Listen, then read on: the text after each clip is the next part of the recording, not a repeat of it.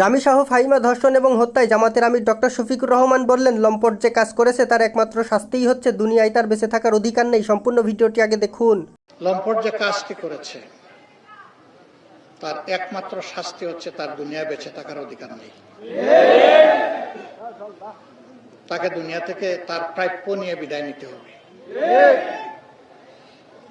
এরকম লম্পটদের শাস্তি যদি কোনো সমাজে না হয় তাহলে লম্পটদের দৌরাত্ম্য বেড়ে যাবে।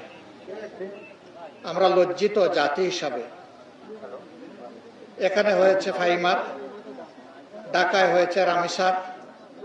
এই ধরনের ফাহিমা এবং রামিসা তাদের আত্মচিৎকার, জীবন আলো নিভে যাওয়া আর আপনজনের চোখের পানি দিয়ে নদী তৈরি হয়ে যাওয়া, বর্তমানে এটি হচ্ছে বাংলাদেশের চিত্র। জাতি হিসাবে আমরা লজ্জিত।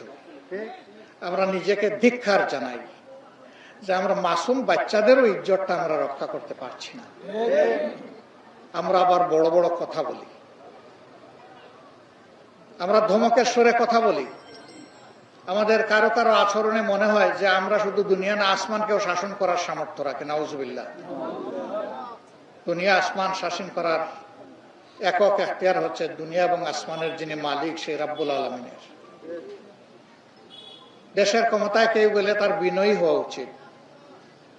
দেশের মানুষের দায়িত্ব নেওয়া উচিত। ক্ষমতায় যাওয়ার মানে হচ্ছে গড়ে মালিকগুলো ঘুমাবে শান্তিতে, চকিদার তাকে পাহারা দিবে। আমরা চকিদার, আমরা পাহারাদার। কিন্তু পাহারাদারদের হাবভাব মাঝে মাঝে মালিকের মতো হয়ে যায়।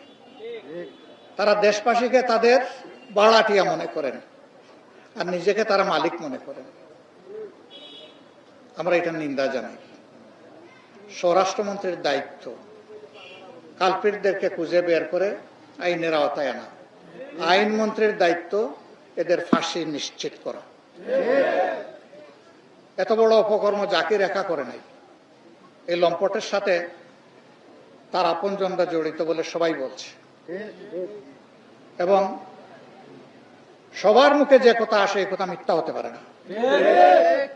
তাদেরকে আইনের আওতায় আনতে হবে। তারা বাংলাদেশের যেখানে পালিয়ে থাকুক তাদেরকে পাকড়াও করে আইনের আওতায় আনা উচিত। এই ভিডিওটা সর্বোচ্চ শেয়ার করে সবাইকে দেখার সুযোগ করে দিন।